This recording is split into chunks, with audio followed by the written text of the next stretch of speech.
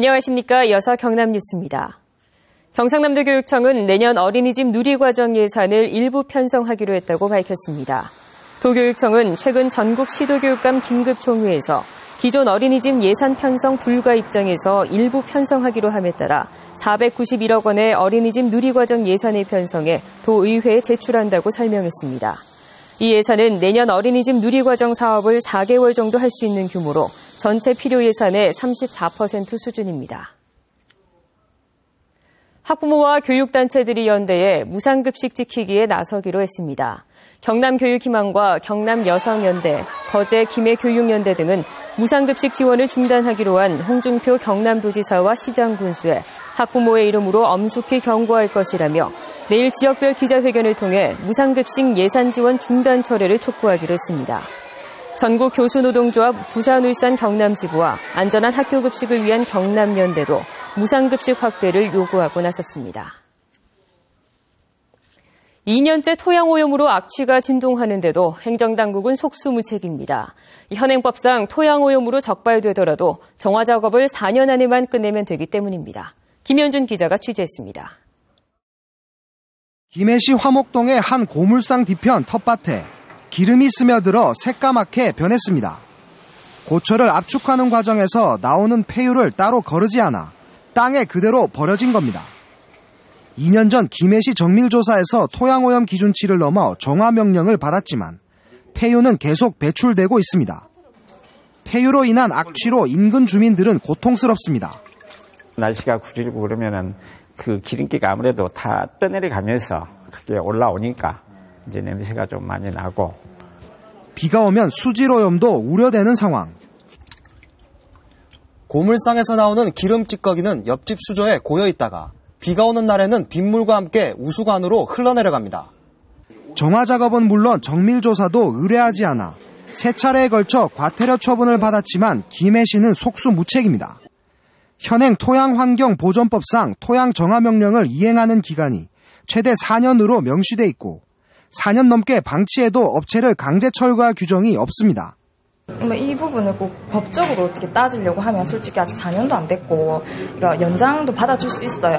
이게 법도 생긴 지도 얼마 안 됐거든요. 왜냐하면 토양에 대해서 소홀했던 부분들이 많이 있는데.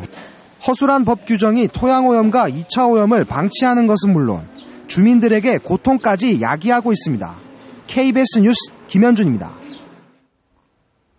어제 이순신배 국제요트대회에서 일어난 사망사고와 관련해 해경이 대회 조직위 관계자를 소환 조사했습니다.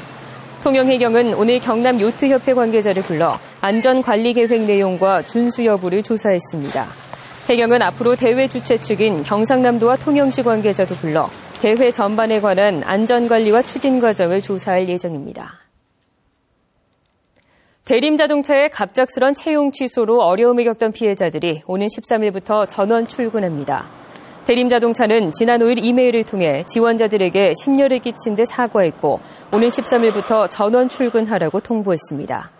대림자동차 공채 지원자 26명은 지난달 30일 회사의 갑작스런 채용 취소 통보로 실직할 위기에 처했고 이에 대한 KBS의 연속 보도 뒤에 회사가 이들을 다시 채용하기로 결정했습니다. 오늘 오전 8시쯤 창녕군 창녕읍의 한 농사용 간이주택에서 불이 나 집주인 79살 박모 씨가 숨지고 간이주택 지붕과 내부가 그을려 수십만 원의 재산 피해가 났습니다. 경찰은 숨진 박 씨가 간이주택 아궁이에서 불을 피우다 불이 났다는 목격자의 말에 따라 정확한 화재 원인을 조사하고 있습니다. 경남FC가 오늘 창원축구센터에서 열린 올 시즌 마지막 홈경기에서 전남을 3대1로 이겼습니다. 이로써 경남은 성남을 밀어내고 10위로 올라서며 일단 강등권에서 벗어났습니다. 경남은 전반 9분 선제골을 내줬지만 스토야노비치와 안성빈, 송수영이 잇따라 골을 터뜨리며 경기를 뒤집었습니다. 검찰이 김해 지역 언론사 기자에게 돈 봉투를 건넨 혐의를 받고 있는 김맹곤 김해시장을 이달 말쯤 기소할 계획이라고 밝혔습니다. 창원지검은 지난 6일 검찰에 출석한 김 시장을 14시간에 걸쳐 조사했지만 김 시장이 선거법 위반 혐의 등 모든 혐의를 부인했다고 밝혔습니다. 검찰은 수사를 마무리하기 위해 필요하면 재소환할 여지도 있다고 덧붙였습니다. 김해교육지원청이 장유 수남초등학교 학부모의 증축 반대에도 불구하고 40억 원의 증축 예산의 편성에 갈등을 겪고 있습니다.